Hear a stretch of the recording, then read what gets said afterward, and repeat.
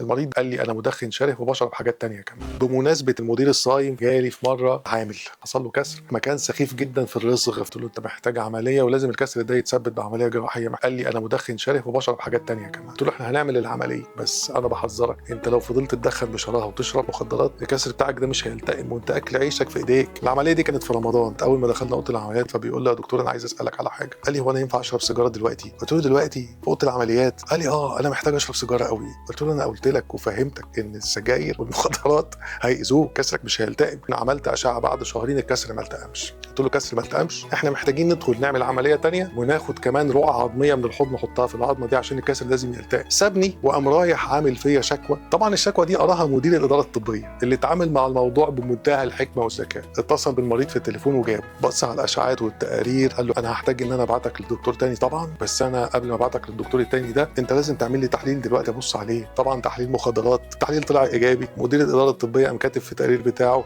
ان المريض بياخد مخدرات والتحليل ايجابي. رجع لي المريض تاني بقى، انا بعتذر لك يا دكتور وبستسمحك، انا هعمل العمليه اللي انت قلت لي عليها وانا ان شاء الله مش هدخن تاني ومش هشرب مخدرات تاني، وعملت له العمليه التانيه. بس هنا المدير كان عنده حكمه وخبره، خلى المريض يجي لحد عنده ويعمل تحليل جوه الشركه عشان يطمن ان هو فعلا تحليل مظبوط. كل سنه وانتم طيبين واشوفكم على خير. سلام.